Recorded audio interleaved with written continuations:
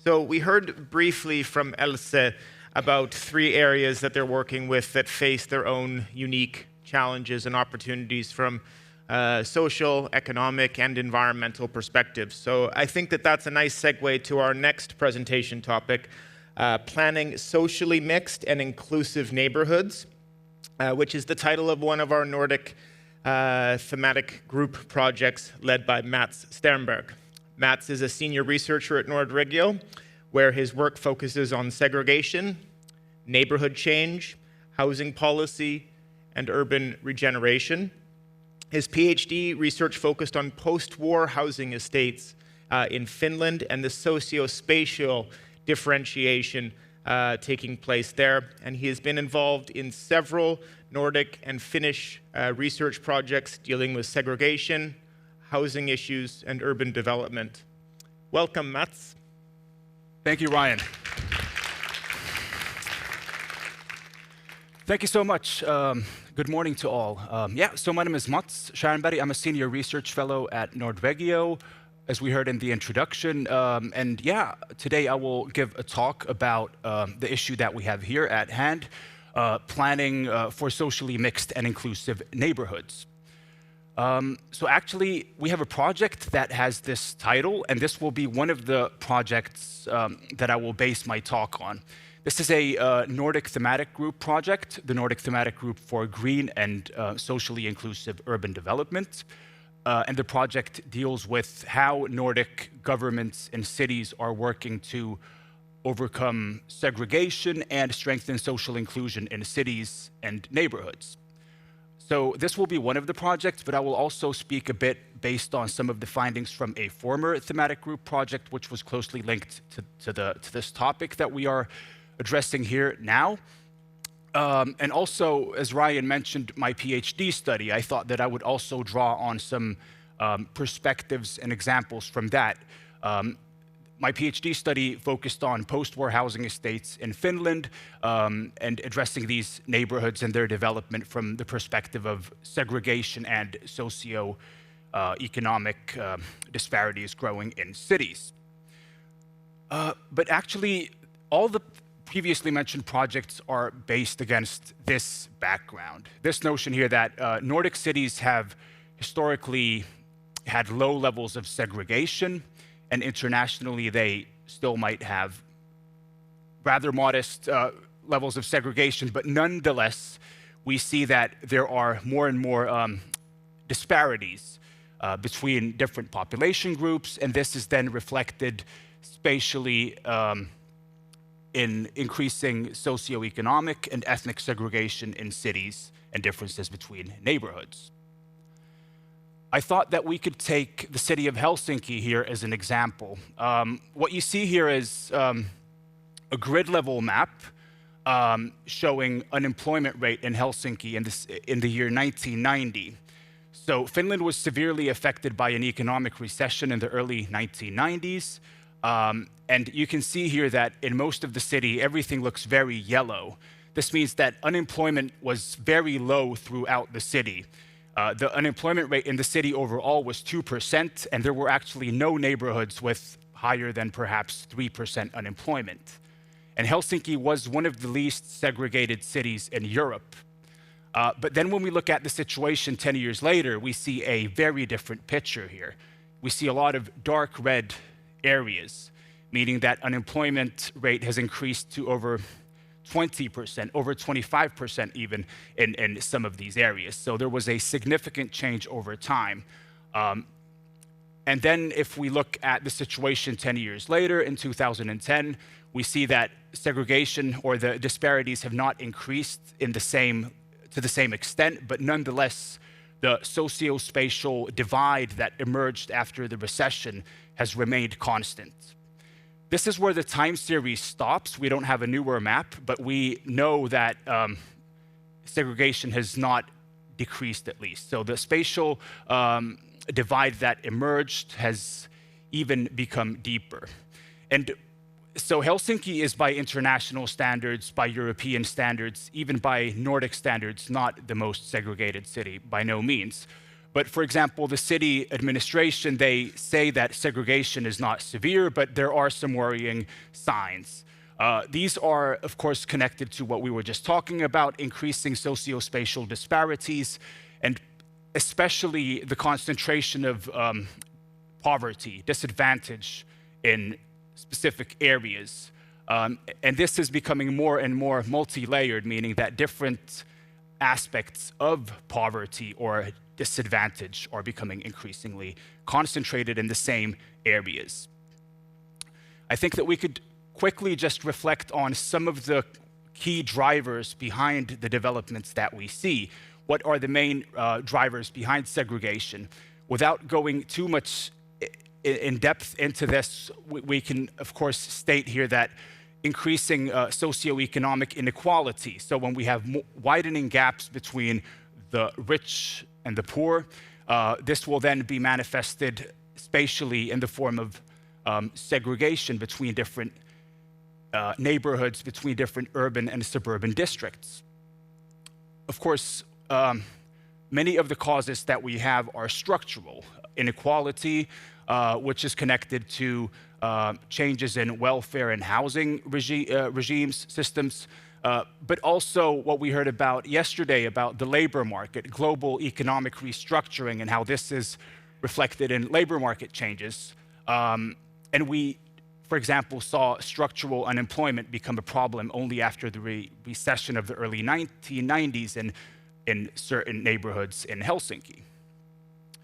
And this is just to illustrate what I'm referring to here. For example, in Finland, the number of jobs that were held by people with a low level of education or no formal education has dropped from almost 900,000 to less than 300,000 during the past 3-4 decades. So the change has been quite significant.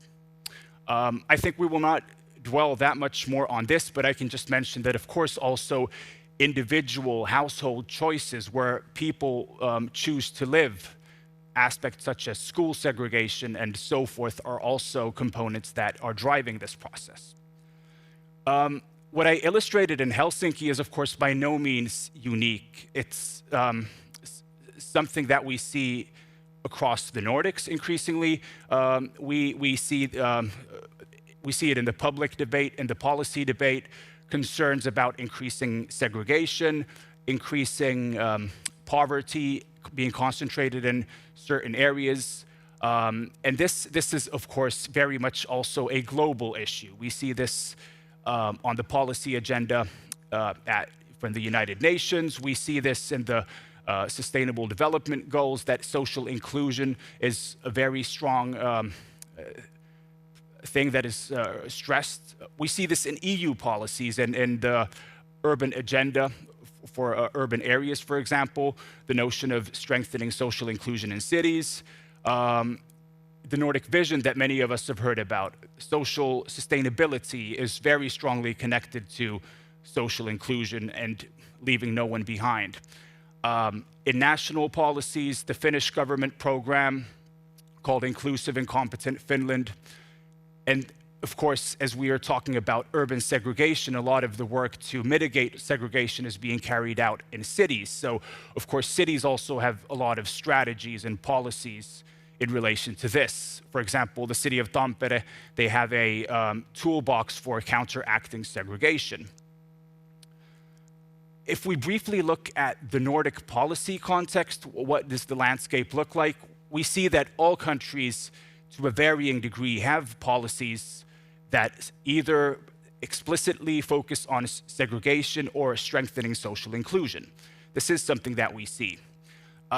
We also see that increasingly that it has become more widely acknowledged that these are complex issues. There are many different components at play, and this requires policy action from different sectors, ranging from aspects such as housing, education, labor market, to spatial planning, many others as well.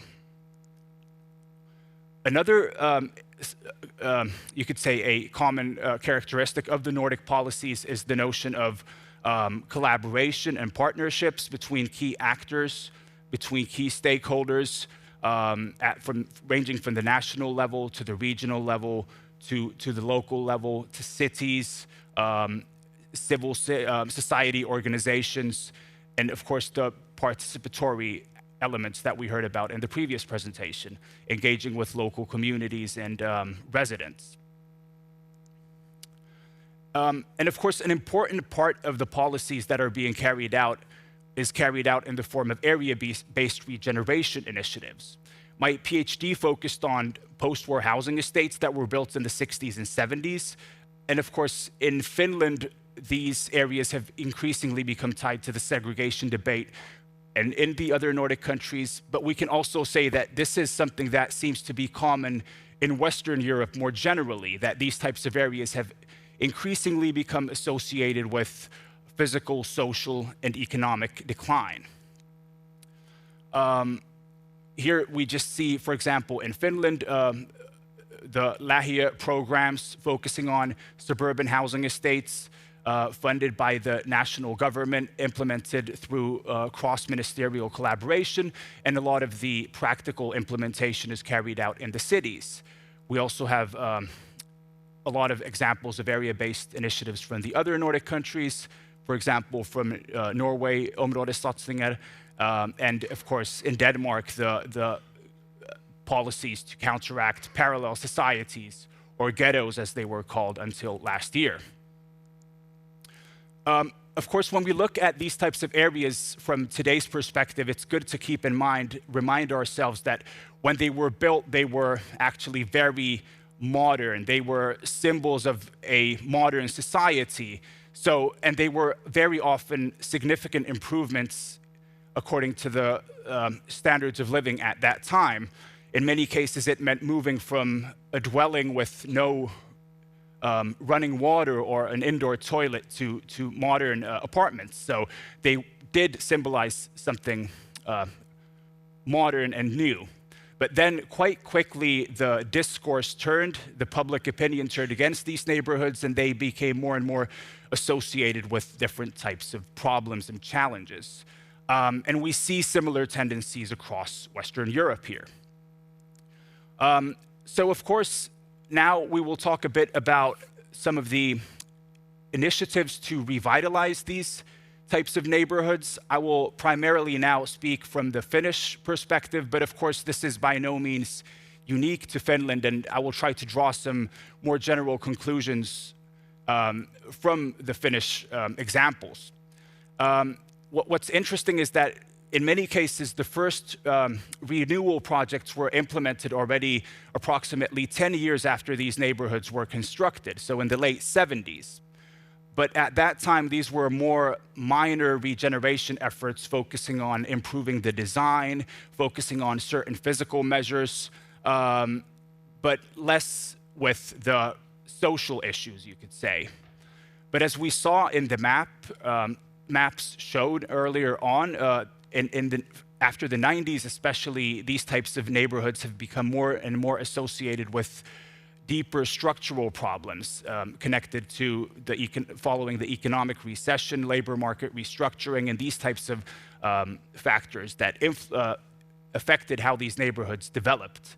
So the regeneration initiatives from the 90s onwards have increasingly had a more holistic approach. They have been included both this area-based perspective, strongly relied on cross-sectoral approaches, and then of course state funding has been provided and the practical implementation has been carried out in the cities. I thought that we could look at the city of Pori, which is a medium-sized Finnish traditional industrial city on the western coast of Finland. And it's an interesting example because this city has a long history of different types of regeneration projects in these types of post-war housing estates, going back to the early 1980s. We looked at some of these in the Inclusive Cities project, and we saw that over time, various measures have been implemented, focusing both on the physical upgrading of the neighborhoods and their housing stock, but also dealing with social issues, and also trying to strengthen participation and addressing the unemployment problem, which has been quite severe. And we do see something that I also wanted to point out here is that even though there have been many successive projects, and we see that the aims and the implementation has not actually changed that radically over time. So if we look at some of the successes that these neighborhood regeneration initiatives have had, we see that they have been relatively successful in improving the local surroundings. They have also improved the housing stock, which is something, refurbishments of the housing stock has been made available or made possible via state funding. So this is something that has contributed to improved housing satisfaction, and residents today say that they are more livable than the neighborhoods were when they were constructed.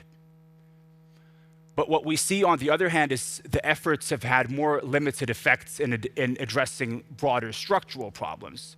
For example, here we see unemployment rate in the neighborhoods in 5 post-war housing estates in the city of Pori. And we see that unemployment rate has remained high throughout the decades, despite these initiatives. Also, changes in household composition. When they were built, these neighborhoods often, many families moved to the neighborhoods, working class families, but over time, the population structure has aged and we have more and more single households. This is reflected in a decrease in population. So you have empty, vacant housing units in many of these neighborhoods. And this is, of course, a challenge for maintaining vital services and the vitality of these neighborhoods. And a city like Pori, which is losing population over the decades, one of the challenges is really that to fund these costly refurbishments is not possible without state funding, as property values are relatively low. So to wrap up here, I thought that we could just draw a few general characteristics, common characteristics that we see for these types of area-based regeneration efforts in Finland, but also in the other Nordic countries. They very often focus on similar types of neighborhoods, post-war housing estates. They often deal with similar types of problems regarding both the built environment, housing stock, but also socioeconomic composition of the neighborhoods. They often pursue several different types of objectives simultaneously, so even though we can call them area-based initiatives, they are also people-based, because many of these are explicitly focused on the population living in these areas. And of course, these types of efforts seem to be most effective in addressing locally based problems, but have limited effect on the structural causes. So to conclude with, I will just say that we shouldn't deem these types of, now I maybe talked about the limitations of these types of efforts, and there are these limitations for sure, but I think that it's important not to see these as simply as to deem them as ineffective, but to acknowledge that these types of more local efforts need to be accompanied with broader policies that also address the structural causes of segregation and why we have more and why we need to strengthen social inclusion. And of course, something that's probably very obvious, but still worth underlining, is that there is no universally applicable recipe for designing more socially inclusive cities and neighborhoods. And of course, yeah, so a lot of the work is project-based, which is good for allocating focus on specific problem areas, if we can call them so, during a certain time. But what we also need are more long-term engagements and continuous efforts, so that efforts do not stop in between the projects. Okay, thank you very much for your attention. I will stop there.